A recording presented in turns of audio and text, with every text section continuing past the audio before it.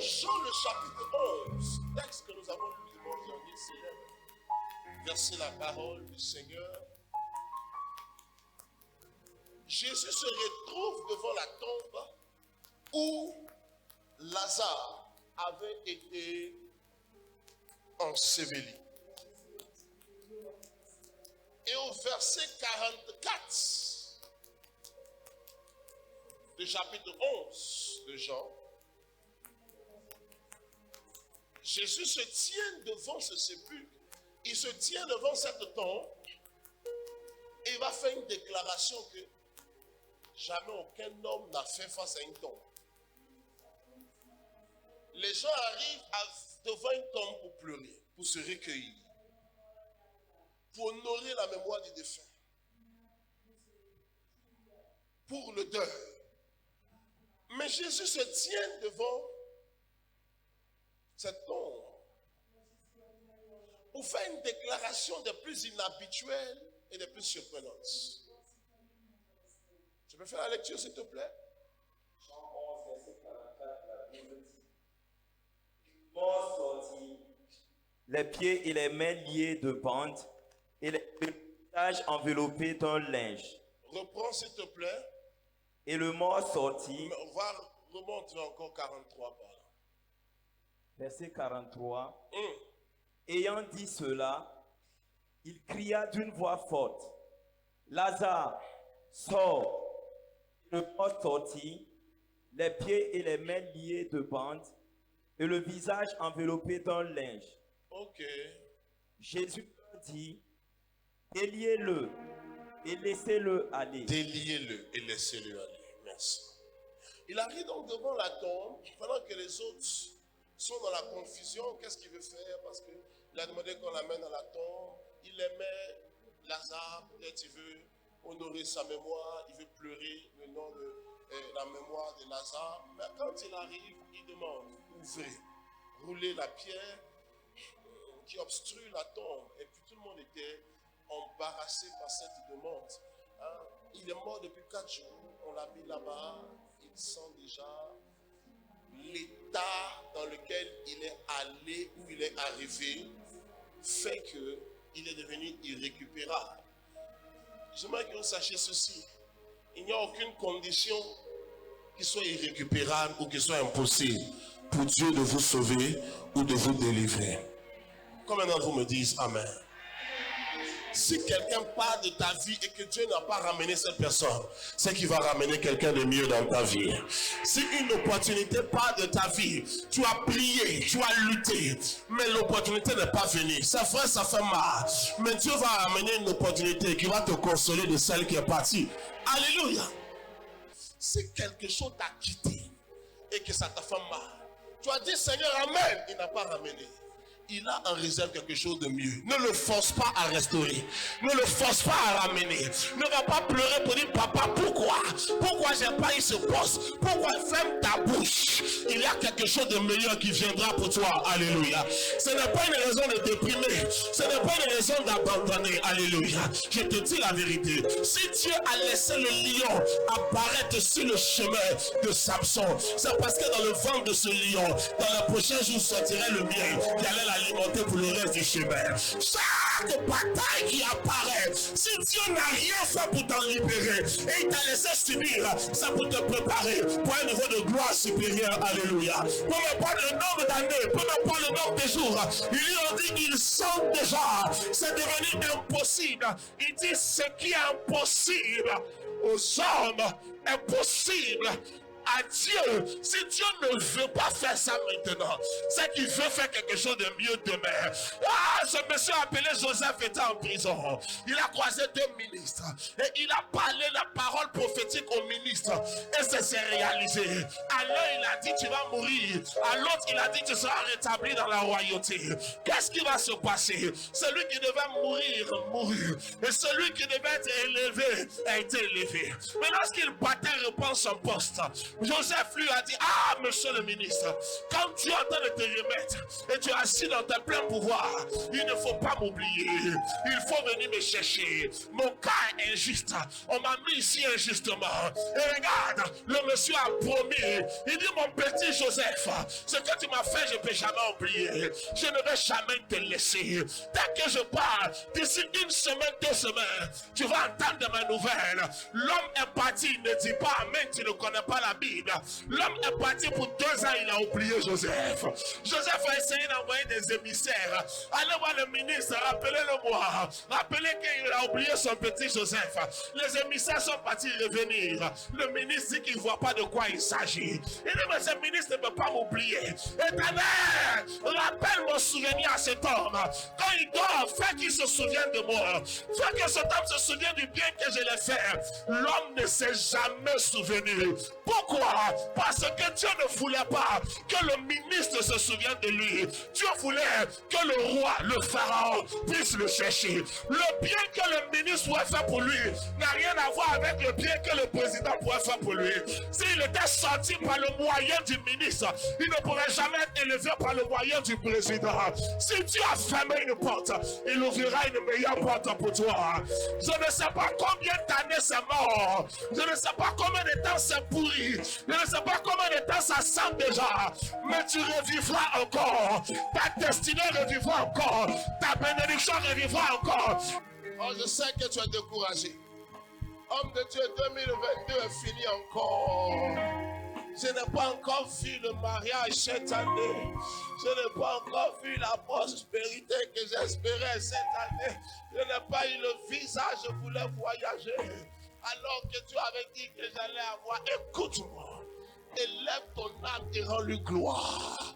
Si tu m'autorises de rentrer dans un trou, c'est que la hauteur sera déterminée par la profondeur de mon trou. Mais ma situation ne sera pas définitive. Et suis tes larmes ce matin. On ouvrira encore ce dossier et ton histoire continuera. Vous savez, quand tu es triste, tu ne peux pas entendre Dieu. Quand tu es dans une attitude de murmure, même quand tu poses des questions, il n'y aura pas de réponse. Parce que Dieu ne répond pas à ton inquisition, Dieu répond à ta foi.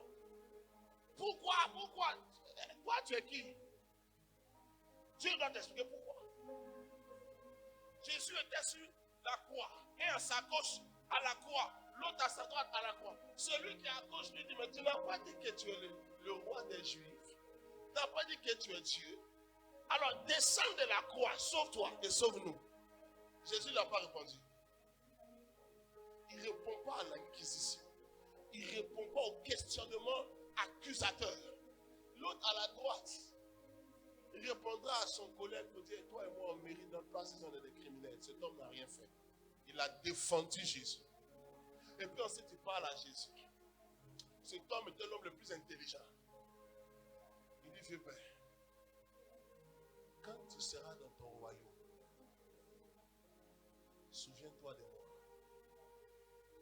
C'est là que vous allez savoir que Dieu ne lève pas des gens parce qu'ils sont parfaits, mais parce qu'ils ont été sincères avec le fond de leur âme. Beaucoup ici ne sont pas sincères, ni avec Dieu, ni avec moi.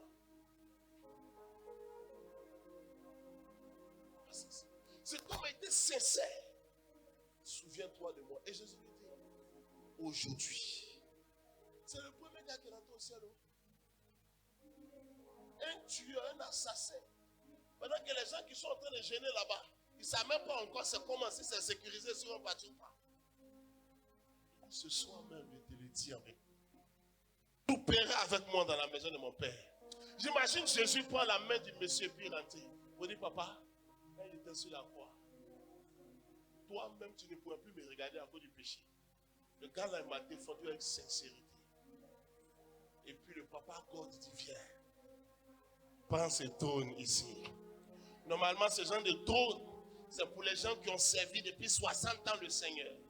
C'est pour les gens qui ont fait des sacrifices depuis des années.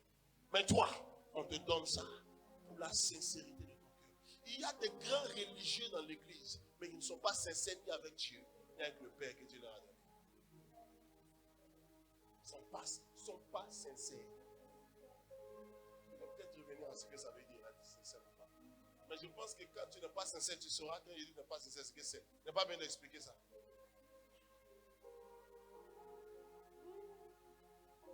Ma joie et ma paix a commencé à venir sur ce terrain où je marche. Alors j'ai commencé à proclamer. Seigneur, tu m'as montré la gloire. Tu m'as montré une destinée radieuse. Quand j'étais comme un enfant, tu es venu me montrer le futur. Et je crois que tu es Dieu. Et ce que tu as dit, tu le réaliseras. C'est pourquoi je ne me laisse pas affecter parce que je vis aujourd'hui. Je mets ma foi en toi. Et je suis reparti à la maison avec la joie. Est-ce que le lendemain, quelque chose a changé? Non. Est-ce que l'année d'après, quelque chose a changé? Non. Mais est-ce que les choses sont restées pareilles jusqu'à aujourd'hui? Non. Dieu que nous prions est Dieu. Il est capable de te sauver. Il est capable de te délier. J'ai vu la méchanceté des hommes. Il y a un message que j'ai prêché. Vous devez aller le chercher sur YouTube. Il est intitulé sur le chemin de la destinée. Tu vas écouter ce message, tu vas pleurer jusqu'à toi essuyer tes larmes. Tu vas voir ça.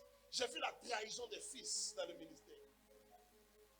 J'ai vu des enfants, des fils spirituels qui sont venus limite à zéro dans la vie, élevés sous la couverture de mon appel et aller engager des poursuites judiciaires contre moi. Dieu s'est montré fidèle pour moi. La main des hommes avait cherché pour nous attraper, pour nous ruiner. Dieu s'est montré fidèle. Il sent déjà. Sa réputation a été affectée déjà. Mais il sortira de cette tombe. Et ce que je dis, ce que je t'explique, ça peut te dire que si tu es découragé parce que tu es en train de vivre, découragé par la bataille, à ce jour déprimé par les réalités, prends courage. Oh, dans la faiblesse de ton humanité, pleure. Ce n'est pas un péché. Mais quand tu pleures, essuie tes larmes, continue à l'adorer. Quand tu pleures, essuie tes larmes, continue à le servir. Quand tu pleures, essuie tes larmes, continue de marcher avec lui. Ah Dieu, Dieu. Il sait comment honorer les gens. Écoute-moi. Laisse faire. Si Dieu a autorisé que tu rentres dans cette tombe, Jérôme, tu sortiras.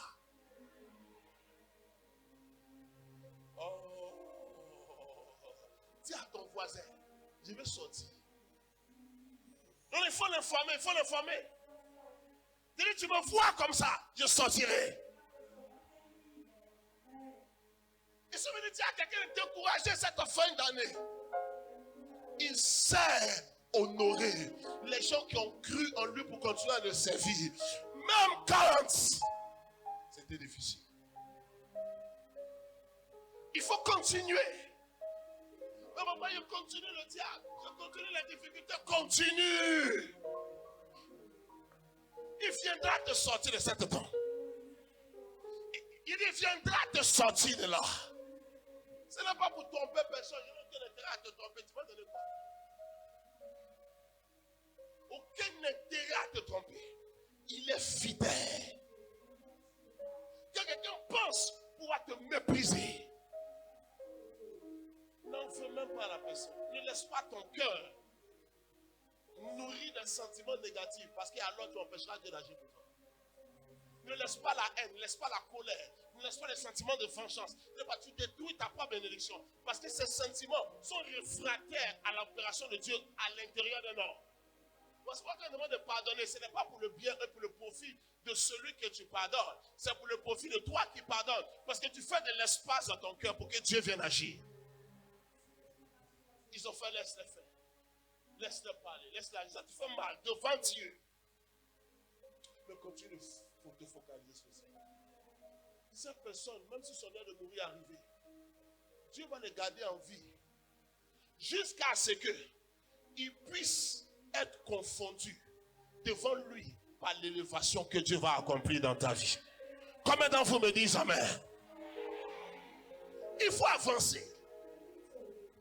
pas séduire, tu n'as pas mangé à la maison. Il faut jeûner. Souvent quand je parle, les gens disent, oh papa, quand tu parles, tu ne connais pas la galère, tu ne connais pas la souffrance. Tu ne sais pas de quoi tu parles. Tu ne sais pas de quoi tu parles. J'ai vu ça. Je pense au degré le plus extrême que quelqu'un puisse le voir. Sinon, si ce n'est pas arrivé, c'est que ce n'est pas loin. Et on a appris à compter sur lui. Il était déjà là-bas. Les gens ont dit non, où c'est arrivé? On ne peut pas ouvrir cette chose.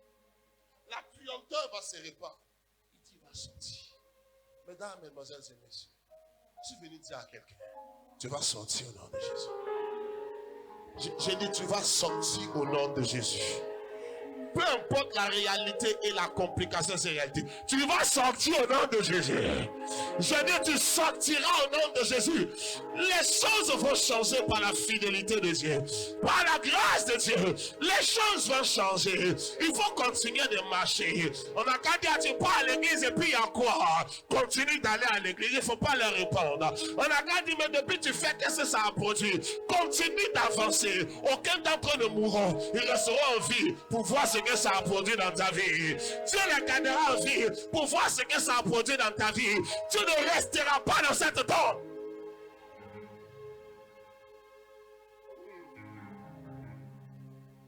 Mais bien aimé frère, il faut être sincère avec Dieu. Il n'a pas dit d'être parfait. On ne peut que travailler à tendre vers. On ne peut pas l'atteindre dans ce corps. Mais il faut être sincère avec Dieu. Oh, je peux ne pas être parfait, mais je suis sincère avec Dieu. Je peux peut-être t'offenser en blaguant avec toi ou même en te réprimandant, mais je suis sincère dans l'amour que je te porte. Je suis sincère pour l'œuvre de Dieu. Depuis plusieurs semaines, je voyage chaque semaine. Et à chaque fois, mes enfants viennent me dire, tu voyages encore? Ces genres de phrases-là me percent le cœur. Tu pars encore? Il me semble même coupable. Tu pars encore? Tu es encore en train de voyager? Il dit, mais je ne vais pas tirer. Et pour les blaguer, il fait en sorte que quand je voyage, à chaque fois, je ramène des choses pour leur donner. Pour essayer de moi-même apaiser ma conscience. Parce qu'on a livré pour Dieu tout. Sois sincère avec Dieu. Il n'est pas dit sois intéressé par ce que Dieu peut faire uniquement. Sois sincère. Quand tu dis je suis en toi, ce soit le cas. Et si dans cette marche tu es tombé, relève-toi, continue d'avancer. Si dans le parcours tu t'es égaré, reviens sur le chemin. Sois sincère avec Dieu. Je peux ne pas vous dire ce que je vous dis. Manifester la puissance de Dieu, impressionner les gens, prendre un peu de fond et puis partir. Et personne ne va se rendre compte que ce soit tout le monde va dire que c'était fort. Mais il ne suis pas qu'un prophète, je suis aussi un berger. Je suis aussi un berger. Et je dois pouvoir montrer le chemin aux gens. Sois sincère dans ton cœur. Sois sincère dans ta marche avec Dieu. Si tu es tombé, relève-toi. Si tu es dans l'erreur, corrige ta trajectoire. Sois sincère, monsieur, avec Dieu. Prends la chose de Dieu dans ton cœur, cours avec. Deuxièmement, sois sincère avec ton leader spirituel. Parce qu'il est le canevas de ta visitation. Personne ne veut te manipuler. Personne ne veut te manipuler. Ne dis pas ça pour te manipuler. Personne qui peut se lever ici, dans cette salle, pour dire que c'est nous, on s'occupe de lui. Que cette personne se lève. Je ne cherche pas à te manipuler. Yes. Je te montre ce qui nous a aidés. Sois sincère. Avec ton père. Je marche avec des pères qui sont à la limite des brutes spirituels. Ils sont à la limite des dictateurs spirituels. Que parfois même je crains quand mon portable sonne et que je vois leur appel. Mes amis, ce n'est pas tant parce qu'on est les meilleurs prières du monde. Et crois-moi, je prie. Mais la sincérité est plus productive que la multiplicité de la prière de quelqu'un qui n'est pas sincère. Pour ça, certains d'entre vous ont pris pour vous. Vous ne bougez pas d'un iota de là où vous êtes.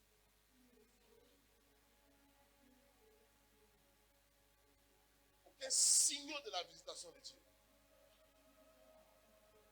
Parce qu'on manquait sincère. Troisièmement, soyez sincères avec l'œuvre de Dieu. Sois sincère dans ton service pour Dieu. Certains servent en apparence avec un cœur murmureur. Certains servent avec un boudin dans leur cœur. Certains servent pour paraître. Pour des raisons multiples et variées. Ils n'ont pas la bonne attitude pendant qu'ils sont en train de servir. Ils sont impliqués dans 2 ou 3 choses. Et cependant, ils n'ont pas la sincérité adéquate à la tâche. Alors l'œuvre devient une corvée. Le ministère devient un fardeau. Le travail devient une frustration. Et ça ouvre les portes à l'ennemi pour affecter davantage ta vie. Au lieu de monter, tu descends. J'ai vu ces choses dans l'une d'église, dans plein de grands ministères. C'est une question de vous instruire. Je vous ai dit sauver et délier. Il y a le diable qui lie. Je vais terminer avec ça et prier. Mais les gens sont liés parfois parce qu'ils sont en train d'expliquer. Par leur attitude, par leur manque de sincérité. Ils restent liés. Sois sincère dans l'œuvre. Fais-le avec joie et avec le sentiment du privilège. Avec le sentiment du privilège. Donc, c'est un honneur qui m'est fait de pouvoir être impliqué à tel ou tel niveau pour servir Dieu. Avec mes compétences, avec mon talent, avec mes facultés intellectuelles, avec mes ressources financières. C'est un privilège. Je ne peux pas bouder. C'est parce que Dieu a mis dans ma main que je peux donner. Pendant que je boude, c'est parce que Dieu n'a pas même permis que ce qu'il y a dans ma main existe.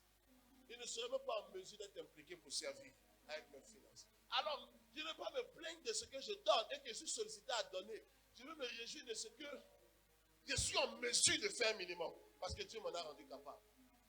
D'autres pleurent pour pouvoir réussir à faire le minimum que j'ai fait. Mais ils n'ont pas été rendus capables. Et tu es sincère dans le privilège que tu es en train de faire. S'il vous plaît, prenez de moi cette parole de tout votre cœur. Je veux que tu avances. Le danger, beaucoup sont devenus trop familiers. Alors ils autorisent leur cœur à devenir le frein à la grâce. Je ne parle pas pour moi, je parle pour toi. C'est pendant que tu es familier et que tu stagnes. Il y a des gens qui arrivent et qui sacralisent la chose à laquelle tu t'es familiarisé. Et qui continuent de monter. Tu aurais pu dire que bon, je veux parler en ma faveur parce que tu te comportes bizarrement et je ne monte pas. Mais quel que soit ce que tu es en train de faire, ma destination c'est de sauver. Sans ton amen ou avec ton amen, il veut monter. L'année prochaine, à cette même période, nous serons effrayants.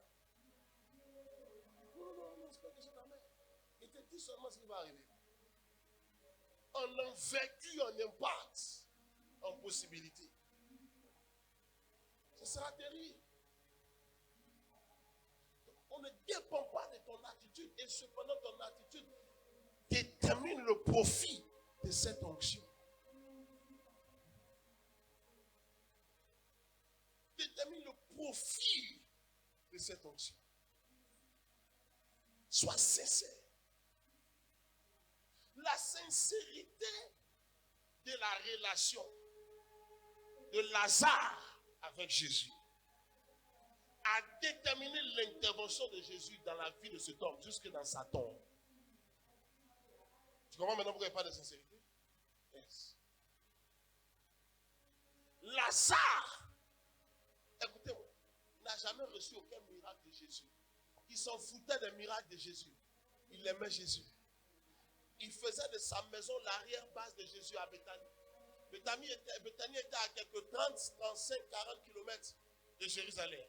Quand Jésus va intervenir à Jérusalem, il va prêcher. Il ne dort pas à Jérusalem. Il retourne à Béthanie, il dort là-bas. Il n'a jamais fait aucun miracle. Les gens ne le recevaient pas. Est-ce que le désir du miracle est mauvais? Non, ce n'est pas mauvais. Mais il y a un palier supérieur. Il n'a jamais prié pour eux. Il n'a jamais prié. Les gens ne le recevaient pas pour exploiter l'onction. La maison était une maison où il pouvait se reposer du ministère. Et non une maison où on peut continuer de faire travailler. Un jour, je devais recevoir un orateur de renommée. Un de mes fils qui est là, qui est un homme d'affaires catholique, un jeune qui est très fort. Il est fort dans les affaires. Et il est catholique et il est les gens des renouveaux charismatiques là. Il est l'un des bergers qui est très percutant en Ouagadougou. Mais c'est mon fils. Il m'a appelé, le vieux. Le gars, tu reçois là. Moi, je veux prendre en charge l'hébergement. Il dit, mais c'est bien, tu m'enlèves une épine du pied parce que ça fait une grosse partie du budget. Il dit, je vais te montrer la maison. C'est un domicile, mais qui n'a rien envie à n'importe quel hôtel de la place. On se donne rendez-vous et puis on part voir cette maison. Effectivement, très glorieux. Il m'a même dit, c'est cette voiture-là. Il y avait une grosse voiture. Je dis, je vais mettre ça à disposition. Et puis, la maison est là. Il y a la cuisinière. Il y a tout. Et puis, il est là. Et puis, il est là. J'ai dit, ok, c'est intéressant. Effectivement, c'est très bien. Il n'y a pas de souci. Et voici ce qu'il ajoute. Il dit, voilà, comme ça, je peux venir le voir librement pour le temps de prière. J'ai dit, il ne va pas dormir ici. Il dit, j'ai dit, il ne dormira pas ici. Mais tu n'es pas un homme de bien. Il dit, quand j'ai commencé à prier pour toi, tu étais un enfant qui n'avait rien et qui se cherchait. Il lui dit, mais toi, tu pourrais prier pour quelqu'un? Sinon, on a mis l'onction sur ta tête. On a parlé, tu as commencé à monter. Tu ressembles à quelque chose de potable. Il veut faire un événement, tu me proposes un événement parce que dans ton programme, c'est que tu puisses venir derrière moi, le voir, parce que c'est ta maison, pour faire toi tes temps de prière. Et tu n'as même pas honte de me l'exprimer. J'ai dit, même si je paye 500 000 par nuit à l'hôtel, il va aller dormir là-bas. Le gars est parti. Voici où Dieu ne peut pas trouver en toi de repos. Jésus exerçait le ministère partout. Quand il rentrait à Béthanie, il ne voulait pas prêcher. Il voulait dormir. Être un homme qui peut avoir un endroit où se reposer. Avec des gens qui peuvent protéger la foule pour dire les seuls où se reposer. Il n'est pas venu se prêcher. Chez Lazare, il avait un refuge. L'homme était sincère pour Jésus. Il était un défenseur de la cause de l'individu. Le préservant pour lui permettre d'avoir le repos à chaque fois qu'il rentrait chez lui. De pouvoir manger et s'alimenter correctement. Parce que quand il est sur les routes, c'est approximatif. Ses deux petites soeurs s'occupaient de lui. Jésus venait chez Lazare. Il était au repos, il était à l'aise. Les jours même que tu as donné une offrande de 10 000 francs, tu sors dans toute la ville. Vous dites, tu sais que j'ai béni, papa? Il est béni. Avec quoi?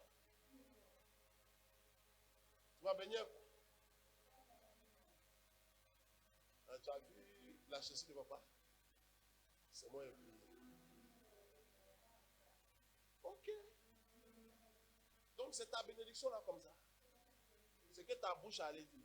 C'est tout le profit qui en ressort. Et au cas où tu es en train de douter, personne n'a payé la chaussure qu'il pense. Je suis parti à Istanbul, j'ai payé là-bas. Tu connais Istanbul? Ok. Parce que les gens regardent mon pied maintenant et puis en train de se demander. Personne n'a pris ma justice. L'homme était sincère avec Jésus. À cause de ça, Jésus l'aimait. Parce que la personne de Jésus était au repos. Dans la maison de cet homme, dont le cœur était attaché à Jésus. Pas pour l'onction, pas pour le miracle, mais pour l'homme. Est-ce que vous comprenez? Beaucoup ont perdu cela. Et se condamnent à stagner et à régresser dans la grâce qui les avait jadis propulsés. Cette sincérité a convié Jésus devant la tombe pour dire, il ne peut pas rester là. C'est un homme qui m'aime. Il ne peut pas rester là. Il m'a trop aidé. Il m'a trop rendu de service. Il ne peut pas rester. Ouvrez, on dit ça. Il dit, ce n'est pas mon problème. Pour le cas de cet homme, pour moi, il sortira. Voici les moyens d'être délié. Il est les moyens pour excellence. Pas par délivrance. Mon ami, il y a des gens qui sont dans l'église spécialisée pour la délivrance.